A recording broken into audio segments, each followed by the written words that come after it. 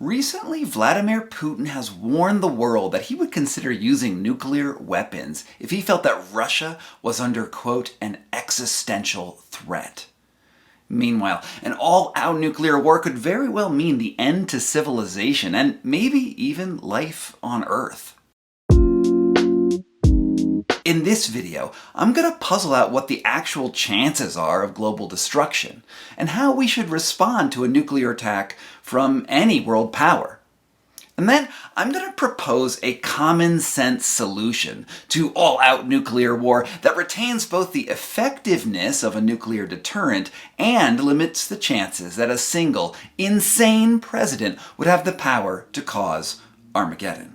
Let's get a few things out of the way first. I am an investigative journalist, not a military strategist, and I'm only able to draw on publicly available information. Both Russia and America have secret strategies and capabilities that ordinary people like me and you can't, and honestly probably shouldn't, know about. That said, because nuclear war poses an existential threat to life on this planet, there is a startling amount of information about this out there that gives us a pretty good idea of what sort of damage a nuclear strike would cause, the types of weapons both sides might employ, and the strategies that both escalate and de-escalate the danger. No nation has used nuclear weapons on the battlefield since 1945, when America dropped 2 nuclear bombs on Hiroshima and Nagasaki, killing more than 200,000 people in an instant. As the Cold War developed, it was clear that any all-out nuclear conflict would have consequences far beyond the blast zone. Radioactive contamination can slowly kill entire populations that weren't even near the explosion. But being incinerated or irradiated is hardly the worst thing that happens in a nuclear war. The real problem is that when they go off, nuclear weapons launch immense quantities of dirt and particulate matter into the stratosphere. These particles then circle the globe for between 2 and 10 years, and decrease the amount of sunlight that gets through. A 2020 study in the Proceedings of the National Academy of Sciences modeled a small nuclear war between India and Pakistan. And it predicted that if they launched only 100 Hiroshima-sized warheads, it would cause the global temperature to go down by 1.8 degrees, and also decrease precipitation by a further 8%. For those of you who might think that this might have a silver lining of helping slow climate change, you would be wrong. I'll link to the study down below, but the real problem would be mass starvation. Even if the bombs only landed in South Asia, beyond the immediate deaths, the loss of crop yields would mean that a further 1.3 billion people around the world would have no access to food within a year. We would also lose most of the ozone layer, which would mean that we would all receive between 30% and 80% more UV radiation from the sun. This means more cancer, more sunburns, and crop degradation all around. But wait, it gets worse. In the event of an all-out nuclear war, we need to calculate the destructive power of the Russian and American arsenals, who have a combined 8,277 warheads. If both sides merely use half their arsenal, a 2019 study calculated that beyond the insane number of immediate casualties, the Earth would receive between 30% and 40% less sunlight for the next 6 months. Hello, darkness, my old friend. Their estimates show that the state of Iowa would remain below 0 degrees centigrade for at least 730 straight days. The end result is a total collapse of our food system, with 97% fewer calories overall. While it seems likely that a few humans would survive, civilization as we know it would be over. This is what we meant in the Cold War by mutually assured destruction, and why Matthew Broderick convinced a computer in the movie War Games that, quote, the only way to win is not to play. Unfortunately, that doesn't mean that some insane president, prime minister, premier, or czar might not get a little crazy. Indeed, recent intelligence of Russia's plans in Ukraine include the terrifying possibility that Vladimir Putin might consider using nuclear weapons to stop NATO from entering the war.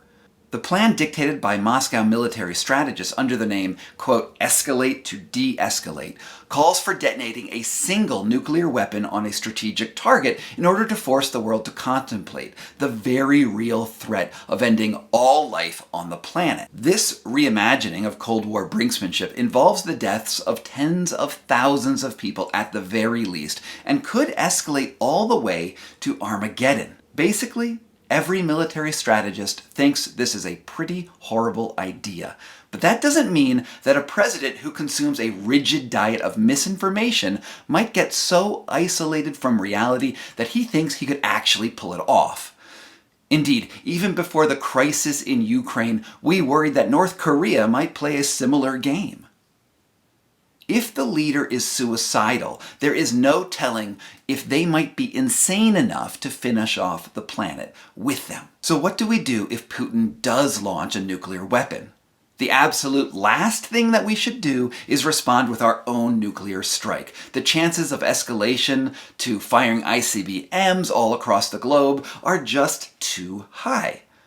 On the other hand, NATO and other allies can't sit back and let the threat of further strikes be cover for territorial gains. The only option that seems feasible is to covertly target the leadership and remove Putin's ability to launch more strikes. This could mean aiding a coup, an assassination, or potentially a highly targeted airstrike. The attack must be decisive and very, very quick. Most likely, forces within the Russian military itself would rise up out of pure self-interest. This is, of course, incredibly risky. Once one nuclear bomb goes off, there's no telling what will happen next. Even a very calculated conventional response might backfire. So there might be no getting around an all-out nuclear war if Putin fires something and we do not effectively get rid of him. And this is why I want to suggest a common sense idea for how we might prevent the world from getting to this point in the future, once this current crisis is over. We've established that nuclear war isn't just bad. It would very literally end the world. A person would have to be truly insane to even think about starting one. That said, in the current strategic situation, it's equally true that we will never be able to just simply get rid of nukes. Now that they've been invented, they're here to stay. It's simply too dangerous to live on a planet where one country or one person who builds nukes gets to dictate totalitarianism to everyone else. We should also be able to agree that launching nuclear weapons is both a political and a strategic decision by whomever pushes that button. In democracies, we invest our political leaders with the power to deploy our arsenals, and we also agree that time is a factor. If a hypersonic ICBM lands on Manhattan, the president might not have much time to decide on a response. The common sense solution to this problem is to change the control of firing nukes from an individual decision to a political one. But it also has to be really, really fast. Since starting a nuclear war demonstrates a willingness to potentially destroy the planet, the person who makes the decision must, by definition, also be willing to sacrifice their career.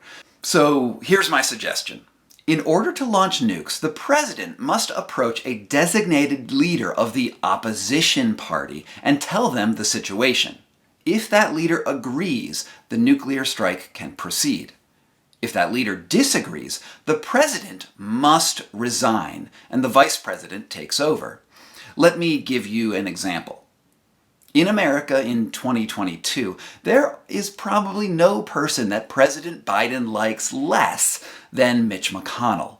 But if Biden thinks there is no other option than launching the nuclear arsenal, he must present himself to McConnell and essentially offer to step down from office and hand the presidency over to Kamala Harris if Mitch McConnell disagrees.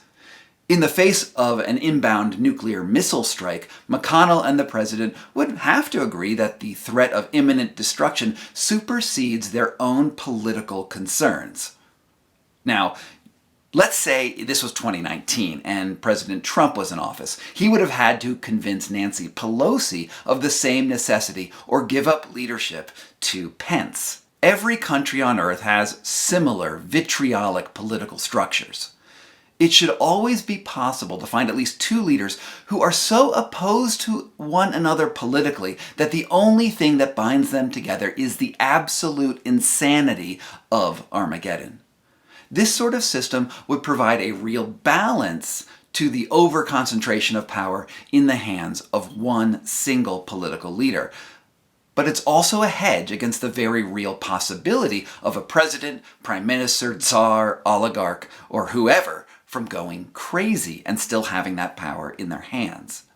It's a policy that we could implement in America without jeopardizing our own strategic safety. If our arsenal is really supposed to serve as a deterrent, then the circumstances of launching them should be clear to both sides of our political spectrum. All right, so that's my idea and the current situation. Do you think it's crazy? Or maybe you have an idea that is even better than what I'm suggesting here. Let me know in the comments down below. I'm posting videos a lot more frequently these days, and I really hope that you stick around for them and check them out. One I posted recently was about how Putin brainwashed the world, and it might be up your alley if you're interested in the legacy of the Cold War and how that continues to play out in our politics in both America and abroad. Thanks for listening.